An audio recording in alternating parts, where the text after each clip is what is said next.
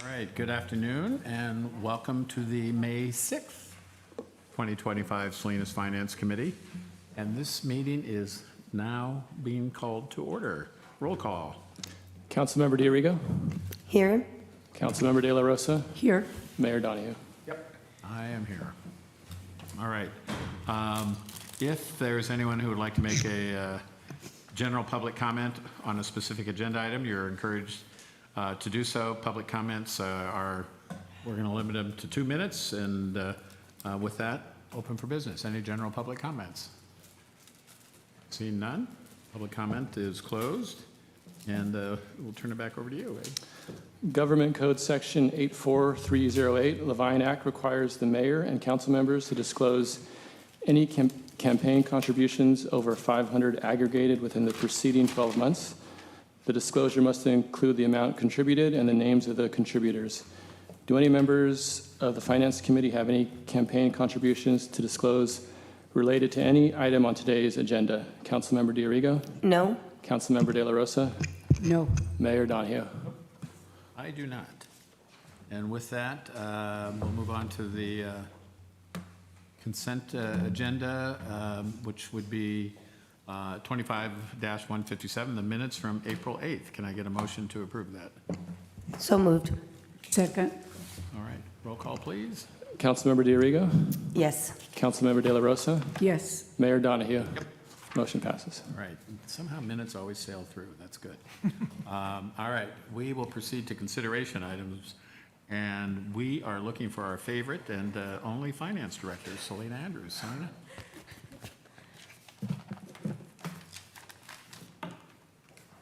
Thank you.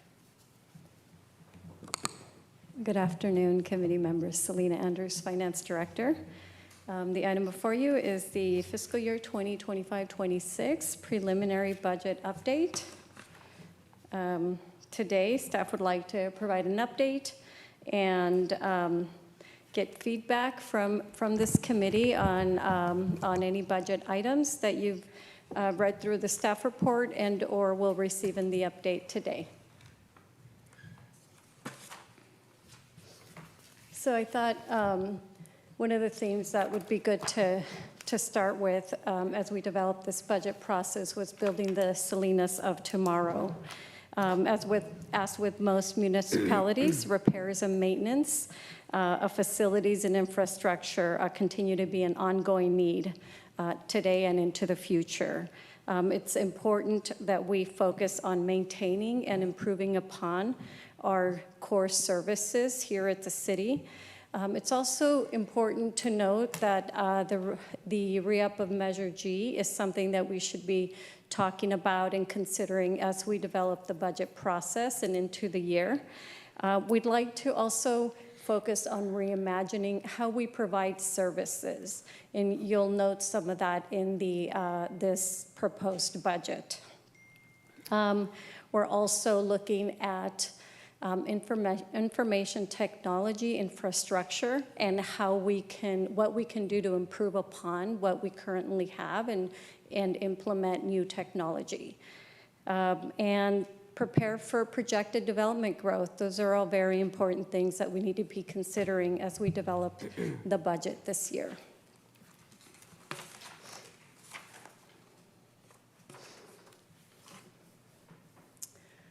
And just a brief economic update. A financial forecast was introduced at mid-year for earlier this year in February. And it took into consideration discretionary, non-discretionary expenditures, as well as revenue and potential Amazon revenue. We've made some conservative forecast. And other things to consider, federal policy shifts. They're creating a lot of unknowns. It's unknown if tariffs are going to create additional inflationary effects. And the Federal Reserve has indicated that their interest rate policy is on pause until they have additional information. Initial market reactions to tariffs has since mostly reversed, and that's good for the city. Because it means that CalPERS is more likely to achieve its 6.8% return.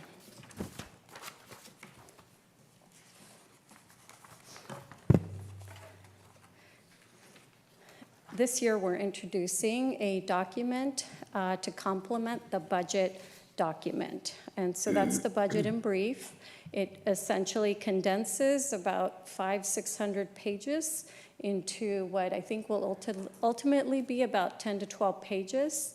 I think it's a good tool for public consumption. If you don't want to spend a lot of time reading through the entire document, you will be able to go into this budget in brief document and get the highlights of the budget. Also, the budget document appearance, you'll notice that it's being reevaluated and updated to provide concise department information, and as well as the summaries that you've seen in the past. They're going to be a little bit more condensed, a little bit more concise, hopefully a lot more easier to read. And this budget update is also supplementing the budget process. So this is where we currently are after closing the books. We have a preliminary estimated fund balance of $3.2 million. That's for this current year.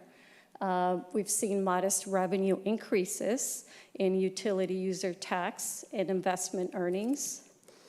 We've also seen expenditure increases. These are estimates because the year is still ongoing. And that's in vicinity of $1.9 million. Some increases happened at mid-year, and some of that came from reserves, and some of that came from the fund balance. There's also a lot of work going on as it relates to our infrastructure.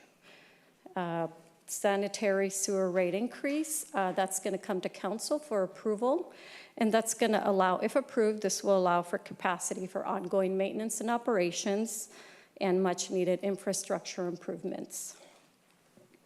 There's also currently $16 million appropriated, about $16 million appropriated. This includes carryover. So from prior years, anything that's appropriated in prior years and isn't completed, it carries over to the next year so that those big projects can get worked on. And I did note that of everything that's carrying over, the $16 million is for striping, pavement, sidewalk maintenance, street preventative, slurry seal improvements. So here's a summary of the general fund balance. As you can see, the preliminary estimated balance is $3.2 million. Revenues are projected at about $182.5 million. And then we have some transfers in. The recommended allocations, which include transfers out and reserves, is $187 million. And we are estimating at the close of fiscal year 25-26 to have an estimated general fund balance of $3.4 million.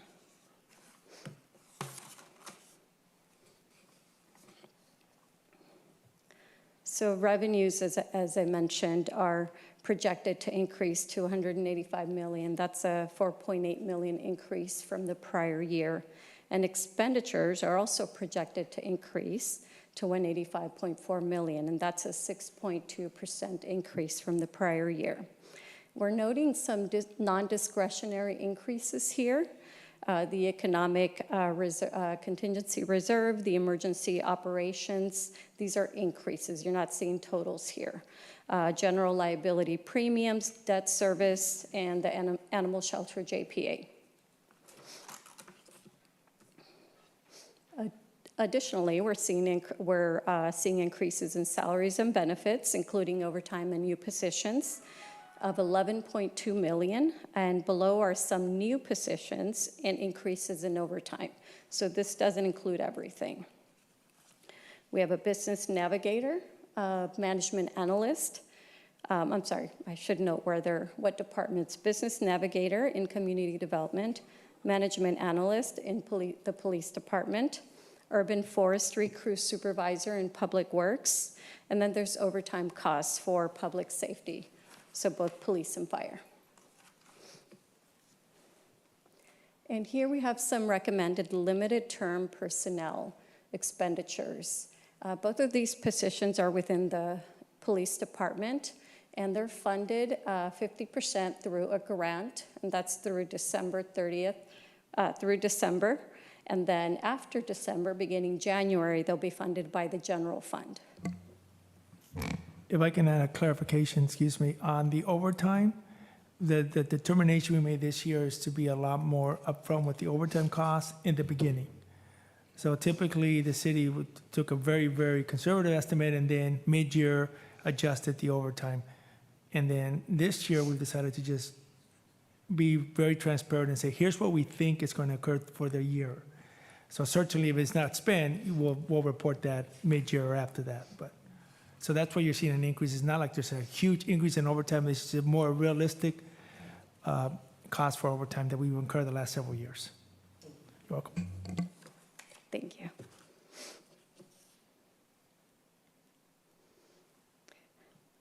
So here we have listed, I'm sorry, I should start with expenditure increases year over year. So that's the prior year to this year is 1.3 million in non-personal discretionary. And those are for high priority projects that are still ongoing. And here are some examples. There were some additions as well. And these are examples of those additions. And that's after hours, special events, code enforcement. 35,000. We're increasing the budget contingency fund by 600,000.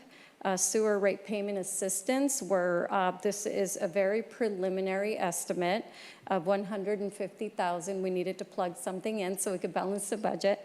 And then there's professional development that we're adding this year as well of 100,000. So on the, can you go back to the prior slide? On the budget contingency fund, we've had this in the past at about $400,000, but what we've done is we've used reserves. So working with our finance director, the idea is to create a contingency in the general fund and keep reserves a little bit more harder to get to. Because I think reserves need to be for those extraordinary emergencies or something that's out of the ordinary. But we know we're going to have expenditures that might hit us. Like, for example, this year, Sherwood, you guys, the council made some decisions on Sherwood for some of the work that we had to do there. We dipped into the reserves. If we had this built in, we would have dipped into this. So once again, if it's not used, it's not used. This requires council action to be used. Thank you, Renee. So here are some capital improvement projects that are being funded by the general fund. And that's EV charging infrastructure at various city facilities, Monterey Street garage improvements. As you may be aware, there's much needed work to be done there so that it functions properly.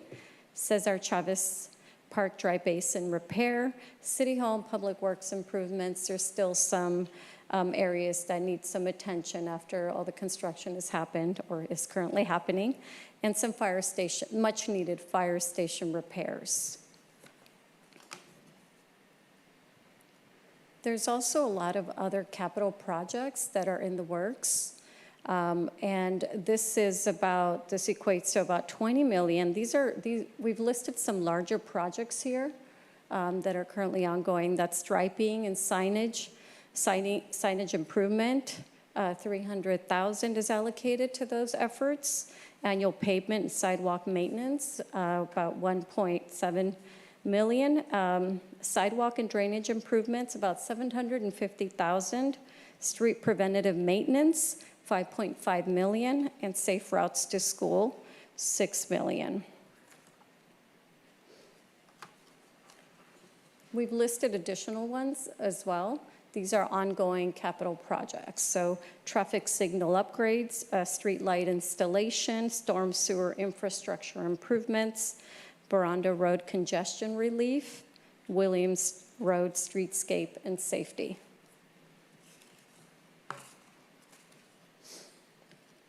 And here we're listing out some of the reserves. This is the projected reserves after we've put together the preliminary proposed budget. Economic contingency reserve would be at $22.1 million. Infrastructure maintenance, $4.5 million. Facilities maintenance, $1.4 million. And then we have the 115 trust, which we actually cannot access unless we're paying off or paying down some of our unfunded liability or some of that those CalPERS benefits.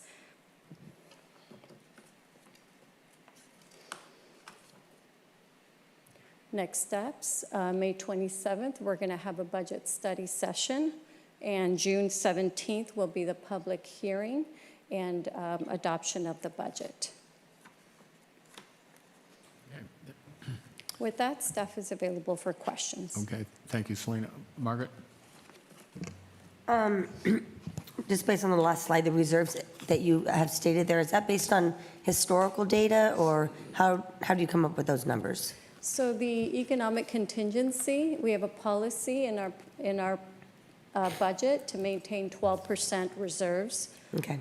Yeah, and the other reserves, as Renee mentioned, it's important to maintain these reserves. We've been drawing them down, and so in order to continue to have that resource available, it is prudent to also allocate funding back to those reserves should they be needed. Okay, so you're kind of backfilling whatever's been spent going forward. Okay.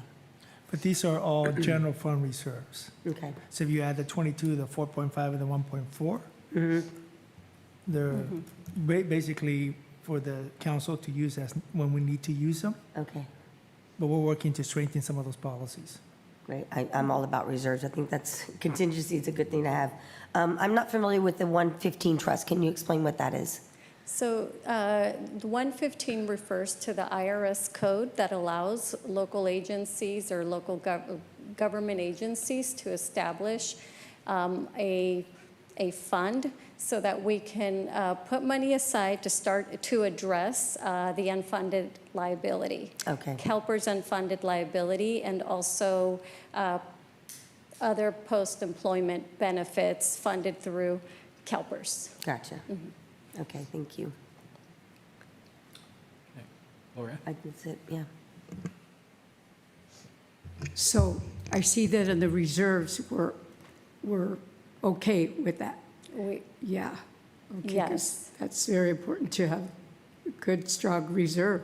But right now, what we're receiving right now is just a preliminary, right? So when we come back, when are we going to be able to hear, because you had various community meetings out there in our community, and when are we going to see what the community wants to see in this budget? So the plan is to present that at the May 27th budget study session, but we would like to start hearing your input every opportunity we have. I think is a great opportunity for staff to hear either this committee or council's input on the budget document, because as we develop it. Okay, so that's good. So they're going to have that opportunity. Mine is to see how many right now presently, because that's the major complaint right now in the community, is police. They want to see more police officers out in our streets, and code enforcement issues. And of course, the ongoing of maintenance in our streets, that's ongoing. And we see that we're going to have money to do that. But what are we going to be doing about those issues that the community right now is, we don't get a code enforcement officer or a police officer? So, I mean, I think both the directors can speak to that. As you've heard before, police and Chief Acosta can address this, is he's working really hard to fill the vacant position. So at a first cut, we need to fill what we have and then go from there. So I don't know if Chief wants to address that a little bit more, and then maybe Lisa can address sort of Yeah. code enforcement, because we also have some vacancies in code enforcement and making some significant changes. We need to hear that. Hi, good evening, council member. Thank you for that question. And obviously, we are down many police officers, 13 to be exact, I think.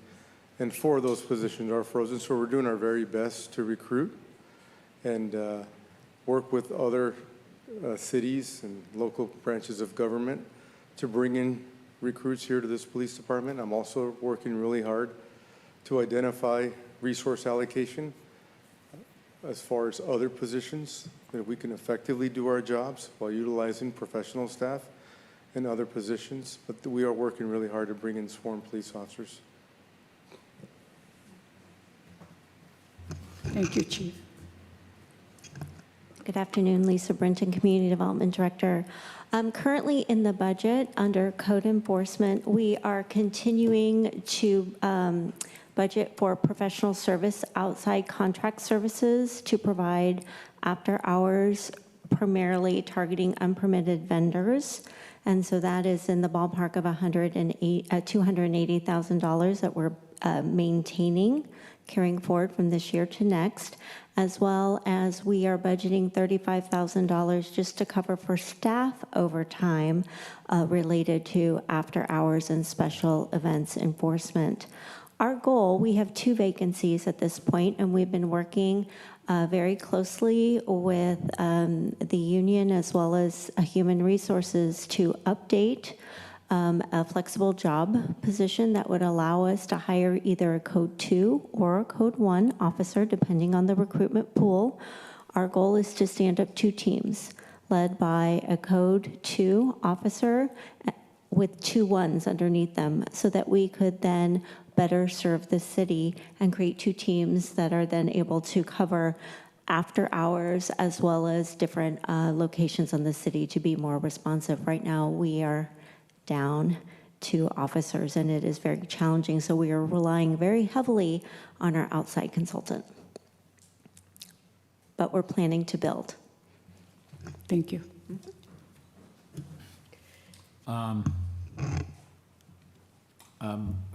A couple things. So all the numbers we've just seen, clean, our money, any exposure to federal government or anything in terms of the dollars that we'll be discussing? So everything we're looking at today is mostly general fund dollars. Okay, mostly is, Is probably 99.9%, all right. yes. So basically, we've dealt with that issue. Correct, Okay, so Correct. it's Salinas's dough. correct. Okay, perfect. Yes, Okay. to distribute accordingly. I'm going to have some I noted I'll kind of wait until we kind of have the Public Works conversation in terms of the 1.7 and 5.5 million. The question I have, in terms of the budget that's moving forward, did public safety first responders get their entire wish list? Or are there some things that are not in there? Well, let me address that. So one of the things Thank that you see there in the two of the positions, the limited term positions, the chief did put in for making them permanent, and he can speak to the need for those positions. The way we attempted it to try to buy us some time for the following years to keep that for this current year and then address it again mid-year in the future. So we recognize that there's an incredible need for that, but that's one of those areas. The fire chief was asking a lot about when do we begin to start staff plan for Station 7? So that's part of it. It's a timing issue. So for example, me and him and another one of his staff were attending a conference to look at kind of what our fire stations today, because as you know, our fire stations are kind of not what we would build today. So we need to prepare ourselves for that. So there was some of those requests. And the chief did ask for a few other from the positions. We were trying to look at it from a high-level position, the management analyst position, to allow Tanya some time to sleep once in a while. There's a lot of work that happens in that with grants and so forth. So we did attempt to accommodate the larger positions, but I know the chief can speak to that more. What we did ask the question about equipment and a few other things like that, technology, and we're actually doing remarkably well in those areas. So it's always easier as a CM to look at a one-time expenditure as opposed to ongoing expenditures. but I think the chief has done a really good job on police of staying on top of technology. So maybe both of them could provide some more information on that. Yeah, I mean, the gist of my question is, both are important. Facilities are different than people, but for instance, like when the chief talks about a real-time crime center, and that's more people-intensive than I thought, but if we're having challenges recruiting, should we speed up technology? Are there some things that give you, additional tools? Because I agree with Margaret and Gloria. We do want to have reserves because we're certainly in an uncertain economic period, and I understand the assumptions that were presented. On the other hand, if we want to take a calculated risk for $500,000 on public safety, I know that's an important priority to the community. So I don't want people to feel bashful about asking. So since Public Works will have its own day in the sun here shortly, I want to kind of do Public Works, and then I'll have a question for Christian as well. Sounds good. Okay. Chiefs. Thank you. Good afternoon, Mayor. Thank you. So there are two positions that our city manager spoke about that I think are really critical in the organization's component as it reflects our community engagement efforts and what we have done collectively over the past year to really engage our community in a non-enforcement capacity while utilizing professional staff. So those two positions that are in limited term, I did speak to our director and to make sure that those positions are full-time positions. I think it's important, and it should be noted, that when these positions were created, we were supposed to get 3 positions for that CalVIT program, and right now we only have 2, so we're kind of at capacity. It's really been instrumental with our new youth diversionary program. Right now we're working closely with 15 youth and trying to expand that program. So when those positions are in a limited term, it may really prohibit us from trying to hire another person when in fact we still have 2 in limited term. So I don't know if that was a question that you were asking. But obviously, the second thing was technology. Absolutely, I'm a strong proponent of technology and will certainly embrace technology as a force multiplier in anything we do, whether that's a real-time crime center, working with our current software program as Peregrine, or looking to introduce Fusus, which is another camera-related program that allows us to identify and apprehend individuals that are committing crime in the city. So yes, technology is a great tool, and we're certainly open to that, but having officers and professional staff and building the team the way I really is being strategic of building so that we can do what we need to do in the future is obviously my top priority. Logically, if somebody's, not that they wouldn't do a great job, but logically, it would seem to me a little more elbow grease if somebody knew they had a full-time job rather than a part-time job. I mean, or irrelevant. As it reflects these 2 positions, you mean?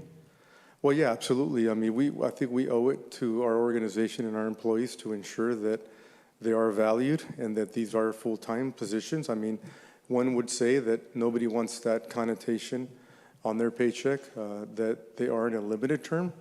But I think it's up to us as leadership to make sure that we message that to them, that we hopefully have a plan in place to make those positions on a permanent basis moving forward. Yeah. Yeah. All right. Good. All right. Thank you, Chief.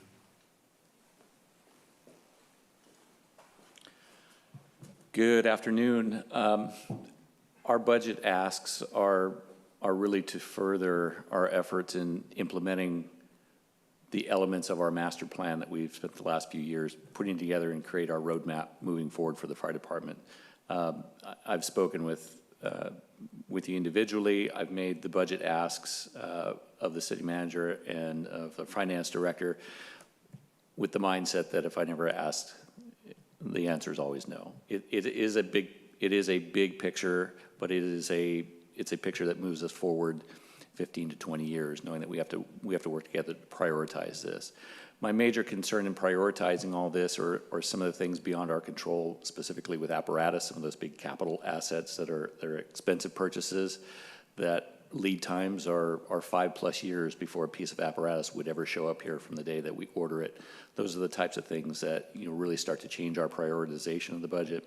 Obviously, facilities, keeping our facilities operable right now and into the future, knowing that, you know, things like Station 7, we need to grow with the city. How do we stair-step our way there? We've talked about programs to build revenue. We had a program on hold since the pandemic that was ready to go, that would actually operate in a budget-neutral fashion. That was an element of the master plan, our business inspection program, that we've been talking about for a number of years, that we've paused and looking at some ways to get us doing the things that we should be doing as a fire department, as reducing community risk, but also bring that revenue in with it to keep it neutral to the general fund.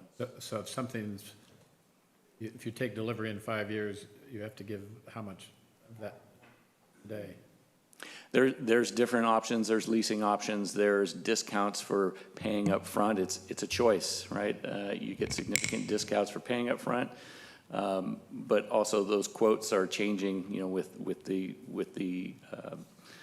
uncertainty, we'll get a quote. We can't get a 30-day quote anymore. We're getting 15-day quotes, and they're changing significantly. Okay. Good. All right. Good. Thank you, Chief. So on that, for example, I think the chief is getting us some renewed quotes just to make sure. He's been working with Dave and stuff, because the lead time is significant. It used to not be 5 years. Right. And so we'll want to get ahead of that. So that's part of the issue. The issue with the new programming and stuff, there's been a lot of work. I know you've been meeting with our finance director, and my thought was, let's fully develop it and then bring it to the council, whether it happens by the budget year or your first meeting back from recess, if that's when it's developed. So I think there's an opportunity to kind of look at those types of programs and bring them on board. Okay. So fire equipment is not priced to move at a Memorial Day sale. Okay. I have a question for Christian about. I know we just received.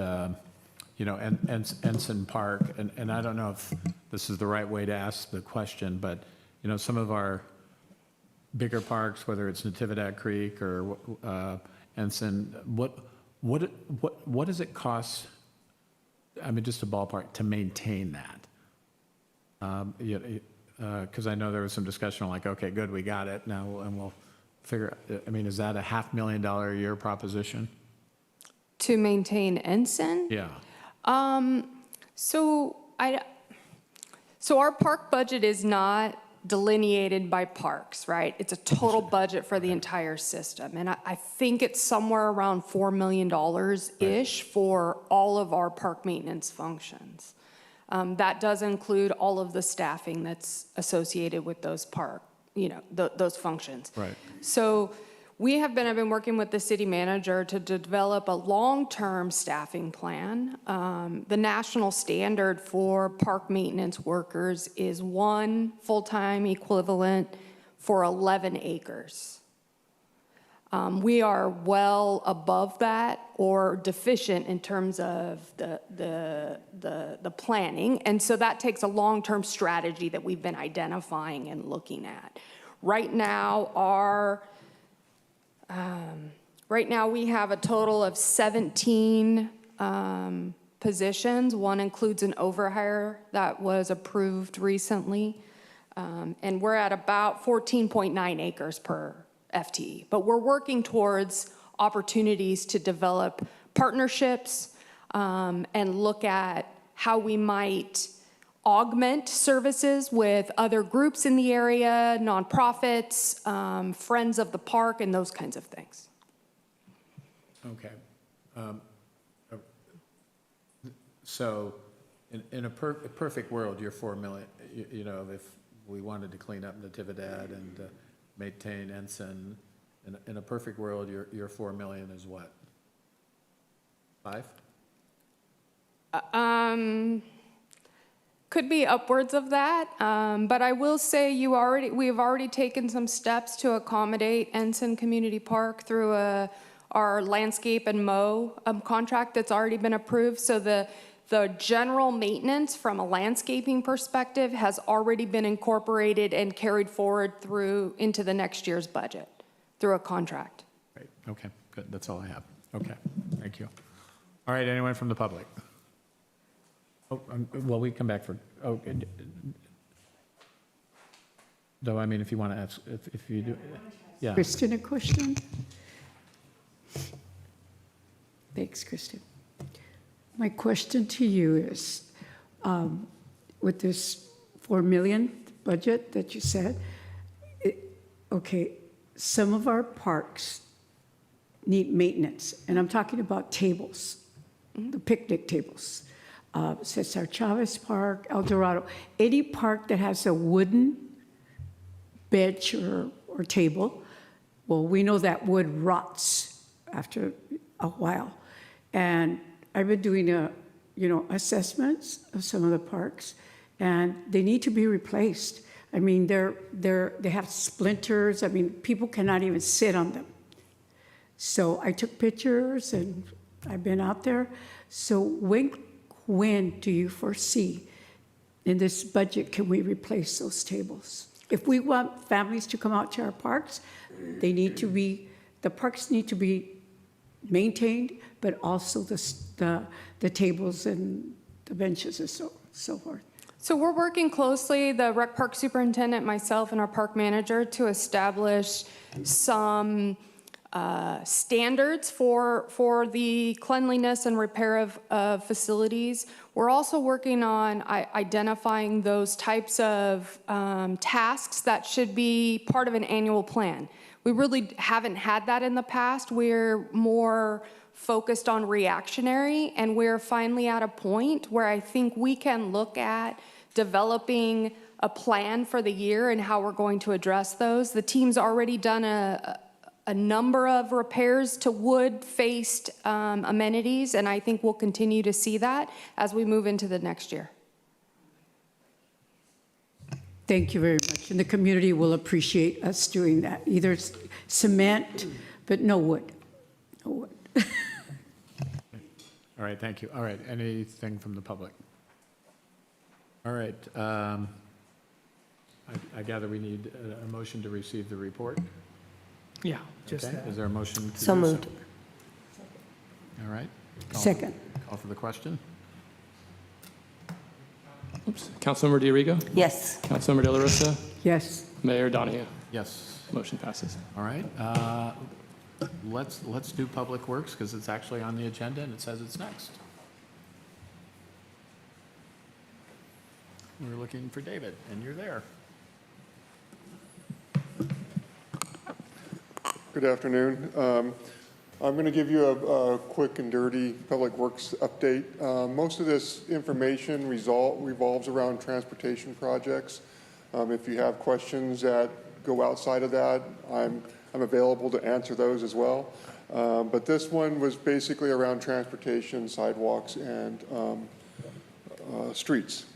So right now we have 2 projects in the planning stages.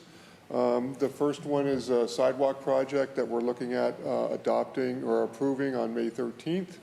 That's going to be 18,000 square feet of sidewalk, 2,000 lineal feet of curb and gutter, 3,000 square feet of driveway approaches, and 74 ADA ramps. And these are the locations of those improvements. And most of these improvements really revolve around path of travel for ADA. We want to make sure if we get complaints from somebody that says, I have a problem getting someplace, we need to address that. ADA laws require us to do those improvements first. So we go out there and we compile what needs to be done and where we're getting most of the complaints, and then we put this particular program together. We get about $2 million a year in Measure G money for sidewalks. So we try to do a $2 million project a year moving forward. The next side we do a pavement project, and that's doing 250,000 square feet of asphalt, 26,000 square feet of dig outs where we have a failing asphalt location. We go out and cut it out, dig down, replace the sub-base and base and pavement so that it continues to function moving forward. Then we also do some crack filling within this project. And this project, we're currently bidding now. We're trying to award it sometime in June. We're expecting this project to be in the range of $5 to $6 million. We currently have $5 million budgeted, but there's always a need for more money in these particular projects. So we also have transportation funds where we are fund our transportation projects through these 3 accounts, plus some augmentation from the general funds. So SB1 money, we get about $4.2 million. Measure X, we have $5.6 million. Of that, $2.3 million goes to repaying a bond that was issued several years ago. And then gas tax, we have $4.3 million. So every year we get these accounts and we combine them together and say, okay, we have this much money to put toward projects. And during the budget year, developing our CIPs, we basically try to budget out somewhere around $10 million in transportation projects every year. So this year, we were told we had a fund balance in those transportation funds of around $13 million. And normally what happens is when we budget our projects, we budget them and then we expend the money and we close the project out. We never go back and look, oh, there's funds left over. Those roll back into the fund balance. So we don't necessarily check the fund balances when we do our annual budgeting. So now they're saying, hey, you have some money here, let's move forward and try to find a good use for this money. So right now we're looking at needing some money in this year's transportation projects, and we're looking at putting another $1 million in the sidewalk projects to make that particular project whole. Another $1 million in pavement because we're expecting the bids to come in higher than we originally budgeted for. And then we would like to do another $1 million in ADA ramps throughout the city. The reason for the ADA ramps is it's required for us anytime we go and do improvements to a roadway. We're required to do ADA improvements on that roadway as well. And so over the last 3 years, the street crews have been doing pavement work, but we haven't been doing the ADA ramps. So we're deficient in those. And so city engineer wants to go and make those compliant. So we have several locations that we would like to go out and make them ADA compliant. And then we'd also like to maintain a $2.3 million reserve balance there. And that's, again, as we bid a project, sometimes they get in higher than what we budgeted. If we have a reserve there, we can actually ask for a transfer from the fund balance to make that particular project whole. And then some of the other options for the remaining money. Looks like it's going to be in the $8 to $10 million. I had $13 million. That changed after I made the slide, so it's around $8 million that would be remaining to look at different projects. So one of the bigger projects out there is Veranda Road. We're in the construction of the phase 1, and we would like to continue that project into phase 2 and phase 2B, which will require somewhere around $4 million to do the design work to get that project underway. The other option is to do Abbott Street. This is the south of Sanborn Road. A lot of truck traffic through that area. It's a pretty beat up road. We get the Farm Bureau coming to us saying we need to do something with that road. And so one of our options is to put some of this money toward Abbott Street and actually start doing the design work and planning for that particular project. If we have a CIP with a set amount of money in it, we can start working on that project. And then the other option that we came up with, Williams Road undergrounding, needs about $6.5 million to make it complete. We have somewhere around $3.5 million in PG&E Rule 20A money sitting out there. But the project is expecting to be around $10 million, so that 3.5 doesn't cover the total undergrounding. So that would be one option for this money. So with that, that's given you a lot of information about transportation projects, and I'm available for any questions. Okay, thank you, David. Margaret? Yeah, I have some questions. So what percentage of this work is being done in-house? You talked a lot about, going out to bid or such. So the paving sidewalks, is that done mostly internally, or is that subcontracted out? So we do have a internal group of maintenance folks that go out and do asphalt work and concrete work. It's a crew of 15 guys, so they can't do like a big project. roadway. When we had ARPA money, we were going and doing small residential streets, which doesn't require a lot of traffic control.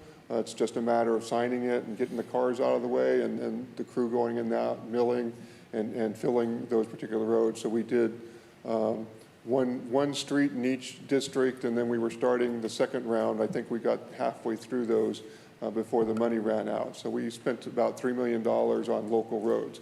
So, and then we do have 2 concrete crews that are doing sidewalks. We do about 3 locations a week, but our current list is 1,500 folks long. So it takes a while to get through those 1,500 people.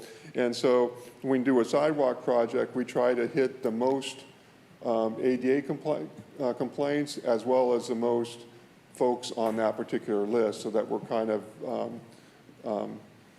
killing 2 birds with 1 stone per se. So anyway, contracts, they can do a lot bigger streets. They can do arterial roadways.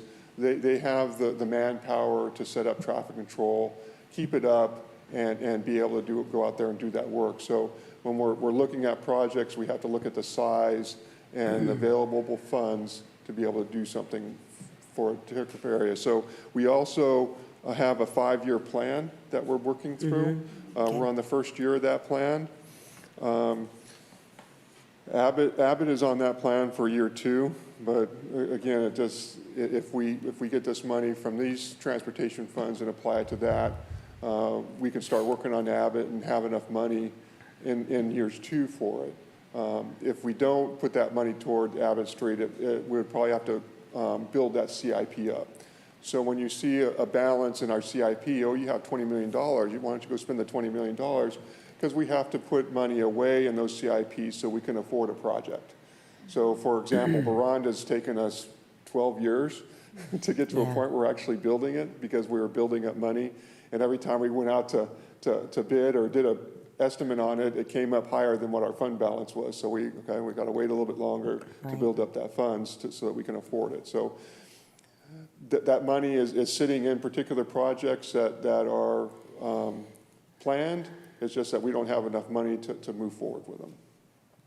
Did that answer your question? Yeah, that does. Thank you. And just, roughly the $1 million that you have for sidewalks, pavements, and ADA individually, approximately what does that cover? I mean, are we talking about, like, how much will $1 million cover? Because I figure like that's a really small number compared to the work that's out there. If we look at the list here, this $2 million is 18,000 square feet of sidewalk, 2,000 lineal feet of curb and gutter, 3,000 square feet of driveway approaches, and 74 ADA ramps. So that's $2 million. So if you put another $1 million in that, cut that in half, and that's what you come up with. And again, we can move those around. ADA ramps are anywhere from $3,500 to $4,500 per location, and it depends on the type of ramp that goes in there and how much concrete has to be poured to actually make that ramp work. So I can't tell you I can do 100 of them for $1 million. Right, yeah. Just want to kind of get a general idea, so that's helpful. And then lastly, the projected ones that you mentioned, Baranda, Abbott, and Williams. So the dollars there did you say that was only for design work and not the actual work itself? The millions that you're spending on the projected projects at Baranda, Abbott, and Williams? I think you said design work. but- Yes, so Veranda Road is just the design work. Okay, And because, we've been putting money, again, that's one of our projects that we keep every year. Yeah, We funding, budget funding, More funding. money into it so that we build that fund up. We don't have enough money to actually start the design yet, but if we put a little bit more into it, we'd have money to start actual design work on the project. okay, Abbott Street, that $10 to $15 million, that's the total amount that we're estimating the cost of actually doing the work down Okay. there. So that would cover the design and construction of Abbott Street. And we were looking at doing a full-depth rehab of Abbott Street, where we go and grind everything up down to sub-base, lay base rock back down and pave it and design it properly for truck traffic so the trucks don't Right. beat it up. And then in Williams Road, it's already designed, it's ready to go. Okay. It's just a matter of needing funds. So that 6.5 would augment the 3.5 that's sitting in PG&E's 28 project, and we would be able to move forward with that. okay, thank But you.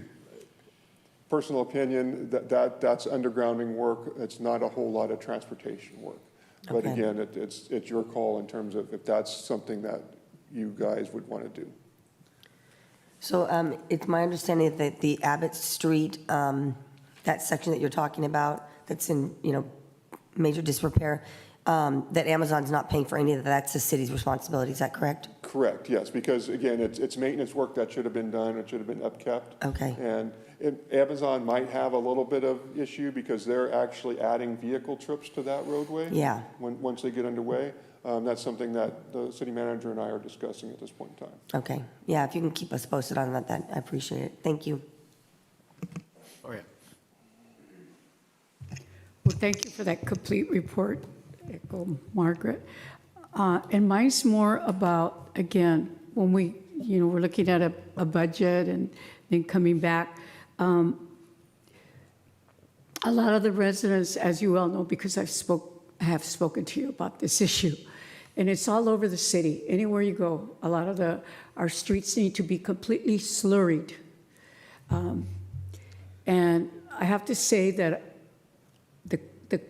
the contractor that did the job on Declaration, that is the best job I've seen. That is in a long time. Yeah, so let me tell you, that was a different style of pavement than everything else. That was a full-depth reclamation where we actually tore out the asphalt and replaced it. Everything else you've been seeing is either a chip seal or slurry, which is just a surface treatment of what's there. Doesn't address the underlying issues of that particular street.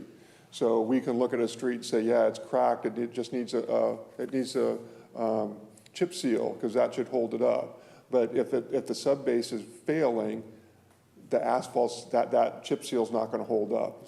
For example, on Davis Road, there's a section of that chip seal that held up really well, but there's other sections that have failed, and that's because the subbase wasn't in great condition to begin with. So we were trying something out there a lot less expensive. We were able to do a haul at Davis Road for somewhere around $800,000 to $1 million, where Independence was $1.5 million for that mile of road. So, you have to look at what we can do with the money we have. Okay, so that's how we determine it.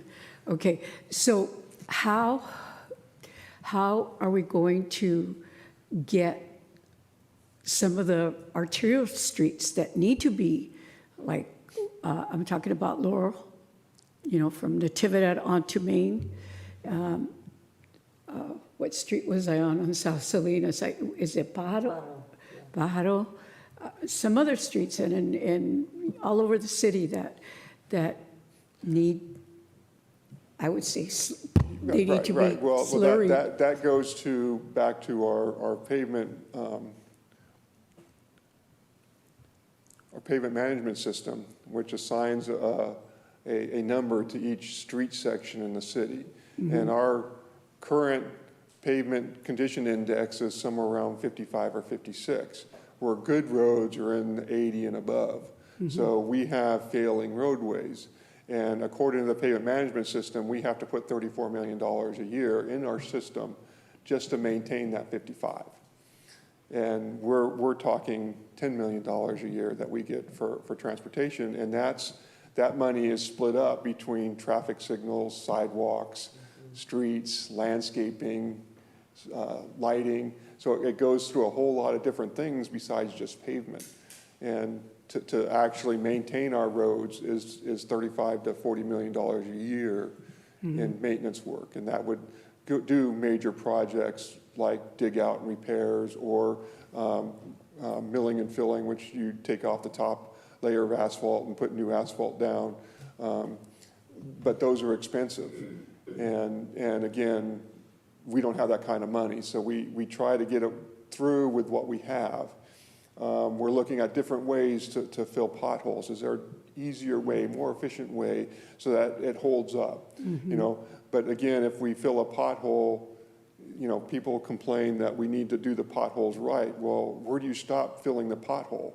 You know, you can do it right, but 2 feet away is a crack that's just going to affect where you did it right. So to do it right, you need to redo the whole street, basically. Right. And that's the problem that we run into. It's like we can fill all these potholes, temporary patch, temporary fix. It lasts for a little while, but it's affordable because we can't do the whole street. But we are looking at different technologies. Is there something out there that is easier, that will last longer than just filling potholes? So we're looking at things like that right now. Yeah, because we keep going out and doing the same thing, and yeah. Right. Okay, thank you. Welcome.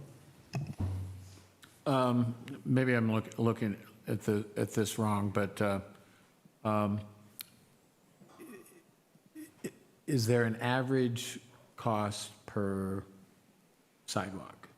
For instance, when I hear we have a 15-year backlog and we can do 150 a year, and the backlog's 2,100, so each of those 150 we assign budget projection number to work with? We don't, because those are being done by maintenance crews. They'll go out there, and so we budget 7 guys on the concrete crew. We budget money in one CIP to buy the concrete for them. So they go out and do it. They definitely do it a lot less expensive than doing a contractor. Where maintenance crews are somewhere around $6 to $8 a square foot. Contractors anywhere from $12 to $20 a square foot, depending on the size and if we get a good bid or not. But we assigned a budget number to sidewalks for next year, so there's some assumption we'll do a certain amount. Right, and what we do is every year we bid a sidewalk project. When those bids come in, we use those bids for next year's estimate. So if we get some kind of bid that's in the $20 range mark, we'll use that $20 a year next year when we estimate, when we do our engineer's estimate, and we'll see how much we can do. We have a bigger list of projects we can do. So we put together a project, and then we do an estimate based on last year's bids, and we say, okay, we can afford this. Oh, we can't. We got to cut it back and put additive alternatives in there, so that if we do happen to get a really good bid, we can add items to it without too much problem. So we do that same with asphalt work, and asphalt is anywhere from $150 to $180 a ton. Well, this is probably overly simplistic, but you know, sidewalks, streets, potholes were top of mind of the community. So I mean, I get the impression we do X amount of sidewalks. Streets have just kind of become cost prohibitive. And then we have 2 ways of approaching potholes, but it seems like we're doing volume instead of quality. Should we be doing less is more? Are we using, you know, for instance, you mentioned declaration. So I mean, what again, are the choices if you're us? we also switch our way of doing things a little bit sometimes. When we had ARPA money, the asphalt crews were out there paving local roadways. ARPA money's now gone, so what's the best use of our money? Basically, we're out there in crack fill. get those cracks filled before the water can get into them and saturate the base and pop that, create the pothole. So over the last 6 months, we've been doing crack filling all over the city. Our crews just finished Alisol. If you were over here last week, you would saw a bunch of backup on Alisol. That's because the maintenance crew were out there crack filling along there. And that street was slurry sealed going on 3 years ago. So 3 to 5 years, you should be going into a street and crack filling. If you go beyond that, then you're going to get into potholes and bigger problems where you have to go in there and actually start saw cutting and removing asphalt and replacing it. So crack filling is definitely the cheapest way to maintain your roadways. So my crews are out there doing that right now because that was the direction we wanted to go. We wanted to get the best bang for our buck. You're not going to see it on Pajaro because Pajaro, you can't, it's basically pothole-filled roadway. You know, so there's streets out there that you can't crack fill. But there are a lot of arterial roadways out there that we can crack fill. So they basically get out there and start doing that. Well, I guess my question is, if we wanted to double the amount we were doing, how would I know what number to assign to that? Doubling what we're doing, you would have to double the maintenance crew. Right now we have 8 guys on the asphalt crew, so you'd need another 8 guys, and we have probably 5 trucks that they do that, so you'd need another 5 vehicles. Then also the supplementary staff behind that is like, we would need another mechanic to maintain those 5 vehicles because they're going to break down. We're going to be using them a lot. So there's a lot that goes into that question. But if you go back to 2008, when the city started cutting staff members, you know, they cut the city maintenance crews in half. So from that point forward, you didn't have a lot of maintenance going on throughout the city. Normally you would have a pothole filling crew and an asphalt crew. So one crew's filling potholes, one crew's paving, or one crew's filling crack filling, and another crew is doing something else related to the asphalt work. But since it was cut in half, we only have one crew. So they either do potholes on one day or they crack fill as a group on another day. Right now they're doing, I think, 3 days a week of crack filling and then 2 days a week of pothole filling. So what I would encourage the council, and, you know, we have the workshop as well, is if you give us direction on kind of what are priority items, we will bring back some alternatives. So, you know, if you want to double potholes or sidewalks, then we can bring back a report that what would that mean, what would that entail.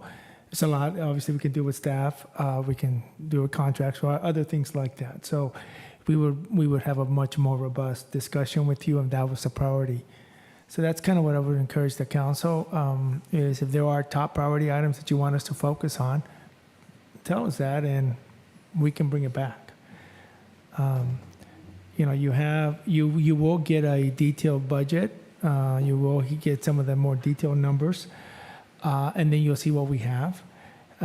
Selena today talked a lot, Finance Director talked a lot about what we have in our reserves and our contingency and other things like that. We are still estimating, you know, what our year-end fund balance is going to be. As you know, budgets, as soon as you adopt them, they start changing. So I think I just want to encourage the council to really let us know what your primary focus on, and then give us a little opportunity to bring it back. At the end of the day, we have our core services that we're still funding, but there's time to adjust and work with the council on kind of what priorities you want us to follow. We are trying to hear your priorities. So, for example, this presentation on discussion of throwing a little bit more money to this area. We've heard you loud and clear. We've heard you loud and clear on public safety as well, and other areas like that. So we're trying to sort of buy some time in what we're presenting, but also allow for some differences if you want us to focus on something else. So I think that's helpful to us as we're preparing the budget, or as we bring back information in the future, then we can present the information. So if you want us to focus on something, we'll bring it back, and we'll bring back some alternatives. Okay. Well, we'll see if the public has anything, and then we'll come back for final comments. Anything from the public on this? All right, final comments from the committee. Margaret? Yeah, absolutely. I think infrastructure and public safety are, top priorities in my district, so I would love to see more options and more funding going that direction. Realizing we're so far behind, we'll never catch up, but I think we've got to start making a dent in it to make people happy. So I'd like to see that. Thank you. Echo. Yeah, that's very important. If you bring us back options, that would be great. And I'll just echo that. We need options that we need to be able to put declarative statements by. The chiefs wanted this, and we did that. We heard loud and clear the message that we need to do more work in terms of whether it's streets, sidewalks, and we doubled that. I mean, that might not be the realistic number, but that's the concept. I mean, I think folks are expecting results. I mean, I think we can all manage the conversation of we can only go so fast, but we went faster and we went better. And so, I'd like us to be set up in that fashion. Okay. All right. We'll need a motion to. We're just accepting it? Yeah, So moved. To receive it, yeah. Yeah. I actually knew that. A second. Okay. Okay. Councilmember Diorigo, Yes. Councilmember De La Rosa, Yes. Mayor Donahue. Yep. I want to Motion note for the passed. record, no one will let me second anything. I think I can second things, can't I? Yes, you can. That's right. Occasionally I want to. You can need a motion if you I want. can, I can? I never knew that. All right, with that, we are looking for Lisa Brenton, and we're going to talk about the Welcome Center. Lisa? Good afternoon, Finance Committee. This is the fiscal year 24-25 quarter 3 report for the California Welcome Center. And just to remind you that the California Welcome Center, we have a contract with them that goes from July 1st to August 30th of 2025. That contract agreement is funded through Tourism Improvement District funds that we collect from local hoteliers from overnight stays. For quarter 3, we received a report that there were just over 1,200 site visitors, 77 posts, and just over 6,300 website visits. And that's combined to the California Welcome Center site as well as Soul of California, which encompasses all California Welcome Centers. We received $20,000 in TID, and we dispersed $19,834 and change because we retained 1% for our administrative costs. Based on feedback at the last Finance Committee meeting, we are also showing fiscal year quarter 1 to quarter 3 reporting. The bar chart on the left shows the website posts, so you can see the trends during the winter months. There was some slowing, but as we're heading into spring, it's picking up. In terms of website views, there has been a dropping off. And looking at comparison in terms of visitor count, we had some slowing in January, but it's been increasing in February and March, with 511 visitors reported in March of 2025. So fiscal year to date, we have collected just over $75,000 in improvement assessment. And we have dispersed just over $74,000 to the Welcome Center to fund their operations. We also wanted to look at trends this quarter 1 through quarter 3, year over year. So you'll see that we have overlaid. We've overlaid for website posts and website views. The fiscal year 23, 24, and 24, 25. You'll see that the gold bar represents years 23, 24, the blue bar 24, 25. And you'll see in 23, 24, there was an average of 27 posts a month. And then in fiscal year 24, we've averaged about 30.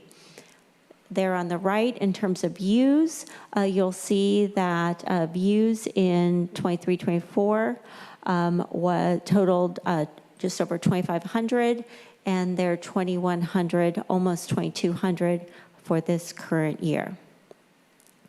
In terms of in terms of visitors, we've seen that there's been an uptake in 24-25. We've averaged 443 visitors compared to 310 during this same period last year.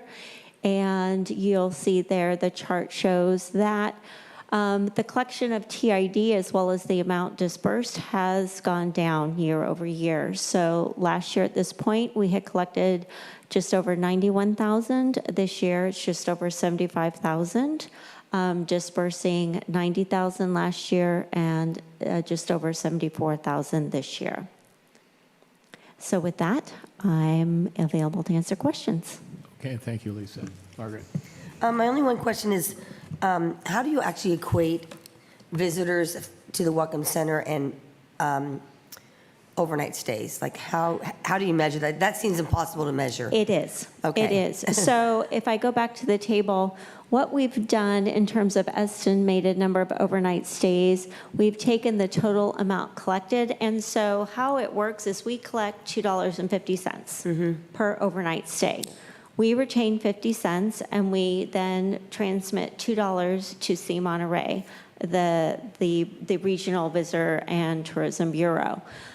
So with the math, just taking the amount per room collected, dividing that by the amount collected, that's where we've come up with the overnight stays. But it's a very imperfect science. So we don't know if they're staying here on the peninsula or... Well, we know that they're Is it staying in the here, city of right? Salinas within there? Because we're Okay. collecting the $2.50 Okay, from from our the city. local hoteliers. Okay. And so they're remitting on a monthly basis the $2.50 per room night.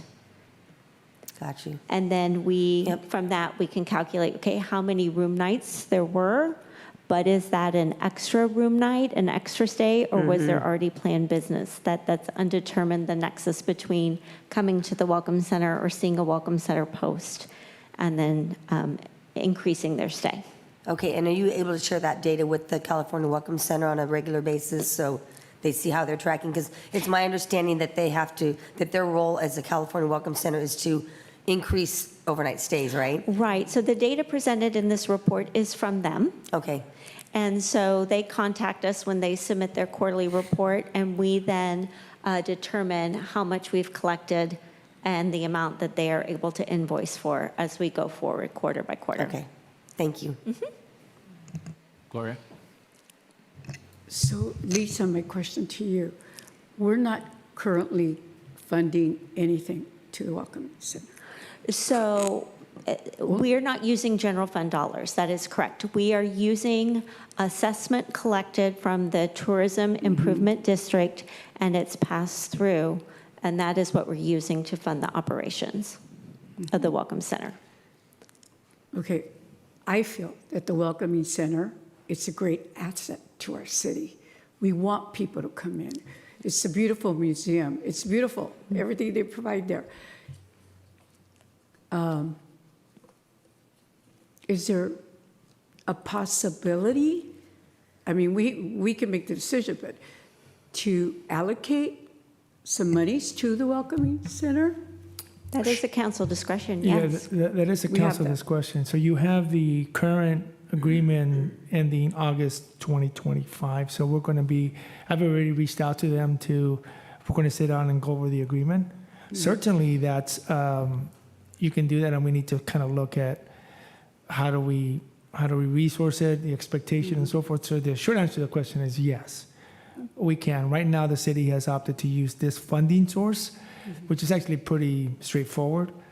You know, we keep 1% of the 50 cents, and the rest goes to the Welcome Center. But certainly we can augment it. I would just I think part of it will be maybe have a discussion, kind of what we want to see in the agreement, maybe have that, and you could direct us to bring that back, and we can discuss that. Or maybe we can work on a short-term working group or something, to really dive into the agreement and kind of what we want to do and how we want to maximize that center and the potential and the possibility. Because there's a lot of work that's been going on, and we just have to tie it together. So I would encourage you, if that's something you're interested, to just, because you will have a chance to approve the new agreement. Okay. All right, that's the only question I have. Okay, just a question. I don't know if this, I am told we leave money on the table on the collection side from a number of the local hotels. How do we, I mean, do you So have- it is the honor system. This is not something that's audited. It is up to the hotelier to remit, just same with transient occupancy tax. So we also collect a percentage per room night that comes to the city that we retain 100% for transient occupancy tax. That is on the honor system. We do not audit that, nor do we audit the TID. And this is meant to be a respectful question. Does Monterey do the honor system with 1,500 properties? I'm and- not aware that these are audited in any, that it's a best in practice. any jurisdiction. I mean, I'm just curious. I will tell you that in a former life, when I was a county administrator in Inyo County, we did try to do an audit based on board direction, and we could not pull it fast enough once we started looking into it, because it is the honor system. Then you can imagine you get into the, you don't trust us, all those sorts of things. No, I But I just don't know, wanted to know. I don't know, if, Selena. So I think my comments would be that in most agencies receive a report, and what they say their stays are what their stays are. We do have the ability to audit them, but that has not been a past practice here. Right. Okay. No, and again, like I say, I mean, it's really meant to be a respectful, business-oriented question. I mean, if, for instance, like if you're Monterey with some 1,500 properties, and I assume that's a big part of their general fund, I don't know. I mean, it'd be tough to kind of follow that. So it would seem to me you'd kind of want a little more. So I'm just curious if there's a friendly system of accountability that is used somewhere. There's not There's currently not a friendly are there- system. They're just unfriendly systems. Okay. All right. There's systems. Okay. Thank you. That's fair. Yeah, no, I just wanted to know that. Okay, thank you. All right, that's the only question I have. Let's see if the public has anything on this. Okay, let's come back for final comments. Margaret? No comments. Thank you for your report. Yes, no, I appreciate that. I think the one thing, and I want to pick up on what Gloria said, resources are an issue. We're not going to be Monterey, but if we're looking to enhance revenue streams, and with a lot of things that are in the works, whether it's the soccer complex already up to 1,100 visitors a month, and if that doubles, hopefully that speaks to the possibility of 4 or 5 hotels. I just gave a talk to Rotary, and I made the comment. I appreciate that Congressman Farr and his that one of his passion projects is Salinas and the value of the future of the railroad, and it's our version of the airport. And so I think the Welcome Center is really the setup for kind of laying that the expansion of our tourism dollars. We're not going to be Monterey, but I think it's worth some investment, and that's something that I'll be interested in, besides the making sure I'm an Irish Catholic, so I'm really good at guilt. So we'll figure out a really cool campaign on guilt, so people will be accountable and they'll honor the honor system, and we'll get those dollars up. And I understand we got to do separation of church and state on that. We'll figure that out. But I think we need to throw some money in at this that it's a place worth investing in. And it seems to me the formula is there, that they've got folks that are willing to provide additional investment. So I'll be in favor at budget time of throwing a little dough at this one, because I think it's strategic. So, but, no, I appreciate the report. So, so I'm going to do something I've never, ever for done it. before in however many years I've been in office. I motion we receive the report. Second. All right, let's call for the question. Councilmember Diorigo? Yes. Councilmember De La Rosa? Yes. Mayor Donahue? Yep. Motion passed. All right. All right, anything from the committee that they want to see covered? I know we're coming back as soon as next week, which is really pretty darn exciting. We're not gonna do this stuff every other week or every month. We're gonna do it every week for a while. Anything for next week? Well, I am excited to adjourn for 40 minutes. So let's do that.